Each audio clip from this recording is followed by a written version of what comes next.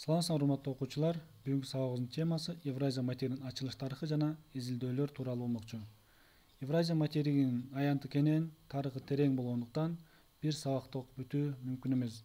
Ошондуктан бүгүнкү сабакта орто кылымдагы Евразиянын ачылышы тууралуу кыскача маалымат берем. Ал эми Түндүк Чыгыш жана Борбордук Азиянын ачылуу тарыхы жана окумуштуулар тууралуу кененирээк маалымат алабыз. Бүгүнкү сабакта биз Түндүк Чыгыш жана Борбордук Азияны алгачкы изилдеген саякатчылар тууралуу жана алардын эмгектери менен кенен таанышмакчыбыз. Орто кылымдагы Евразиянын ачылышы боюнча арабтардын саякаты чоң көрүнүктүү ролду ойнойт.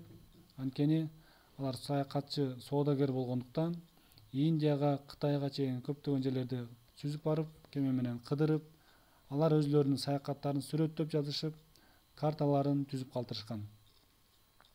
Скандинавия жарым аралында жашаган нормандардын же болбосо викингдердин саякаты тууралуу айта турган болсок, алар 860-жылдары эле Исландия аралына чейин сүзүп барышкан. 985-жылы Гренландия аралына жетишкен. Ал эми түндүктөгү Шпицберген, Жаңы жер деген сыяктуу аралдарга сүзүп жетишкен. Венециялык соодагер Марко Поло тууралуу айта турган болсок, бул өзү Кытайга чейин саякат жасап, андан ары Индияга, Арабияга чейин кыдырып келген. Бул өзүнүн эмгегинде Дүйнөнүн түрдүүлүгү деген китеп жазып калтырган. Түндүк Чыгыш Азиянын изилдеген орус окумуштуулары тууралуу айта турган болсок, Ермак Тимофеевич бул Батыш Сибирдин багындыруучусу деп аталып калган. Анткени себеби 1581-жылкы Батыш Сибирге жасаган жортуулуунда ал Батыш Сибирди уже көптөгөн жаңы ачылыштарга себепчи болгон. Лена, Енисей деген дарыялардын ачылышы ошондон башталган. Семен Иванович Дежнев, орустун саякатчысы, Чукотка жарым аралынын айланысын чейин сүзүп барган. 1910-жылы Евразиянын эң четки чыгыш четине чейин жеткен. Мунун дагы бир изилдөөсү 1648-жылы Түндүк Муз океаны аркылуу өтүп, Беринг кысыгынан өтүп, Тынч океанга өткөн. Анткени ошол мезгилдерде Евразия менен Азия экөө кошулуу бир материк деген маалыматтар болгон экен. Ошонун экөө бир эместигин далилдеген. Семен Иванович Челюскин, бул дагы орустун деңиз саякатчысы, Улуу Түндүк экспедициясына катышкан. Таймыр жарым аралы аркылуу көптөгөн маалыматтарды чогултуп, аякта изилдеген. Евразиянын эң түндүк чеки Челюскин, азыркы Челюскин тумшуна чейин жетип изилдеген. Борбордук Азиянын ачылуу тарыхы бул кечирээк болгон 19-кылымдын баштарында.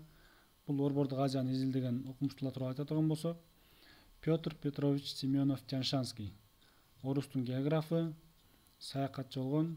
Бул Орто Азияга бир нече экспедициялардын демилгечиси болгон. Биринчи жолу Тяньшан тоолоруна 2 жолу саякат жасаган. Айрым тоо чокулары, Борбордук Тяньшандагы бир мөңгү ушул саякатчынын ысымын алат. Жана кылган эмгектери бааланып, Тяньшанский деген ысымга татыктуу болгон. Семенов Тяньшанскийдин Борбордук Азияга биринчи экспедициясы 1856-жылы болгон. Бул Верный, азыркы Алматы шаарына чейин келип, Ысык көлдү 2 жолу саякат жасаган экен. Биринчиси чыгыш жагына саякат жасаган, экинчиси батыш жагынан Иле Ала тоосунун түндүк жагы менен келип, бияктагы Боом капчыгайы аркылуу Ысык көлдүн батышына келген. Бул жердеги эмгеги Ысык көлдөн суу агып чыкпасын далилдеген. Анткени ошол мезгилдерде Чүй дарыясы Ысык көлдөн башталат деген маалыматтар болгон экен. Ошону тактап Ысык көлдөн эч кандай суу агып чыкпайт деген маалыматты айткан. Экинчи жолку саякаты болсо 1857-жылы Ысык көлгө, Кыргызстандын Тяньшан тоолоруна дагы кененирээк изилдеген. Күнгөй Ала тоосунун башына чыкканда Теский Ала тоо жана бияктагы көптөгөн тоолордун чокуларын көрүп, ушакты көздөй багыт алган. Бул жерге келгенде Сары Жаз дарыясынын алабы аркылуу кыдырып, Хан Теңир чокусун ачып, көптөгөн мөңгүлөрдү изилдеген.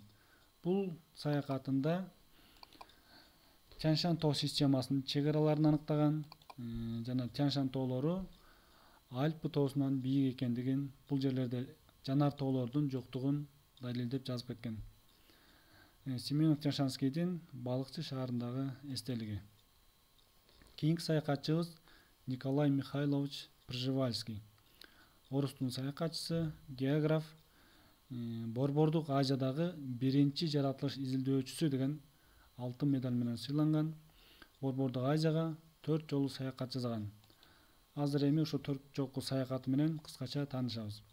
Биринчи саякаты 1870-1873 жылдары болгон.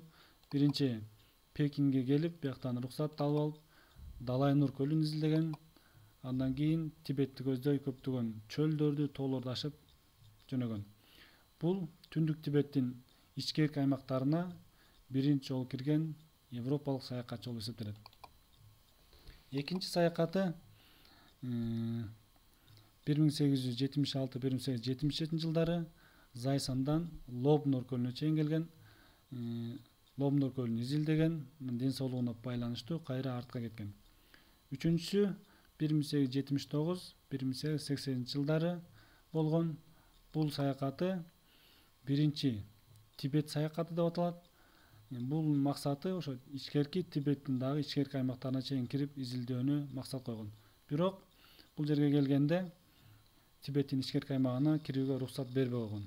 Бул саякатында башка материкте жок, өзүңөргө белгилүү болгон азыркы убакта Пржевальскийдин жылкысы Борбордук Азиядагы жапайы жылкы тууралуу маалымат жазып кеткен. Төртүнчү саякат болсо 1883-1885 жылдары болгон. Бул саякатында Хуанхэ жана Янцзы дарыяларынын куймаларын толук картага түшүрүп изилдеген жана Караколго келген. Кийин 5-чи жолку саякатын жасайм деп даярданып атканда ден соолугу начарлап, Каракол шаарында каза болгон.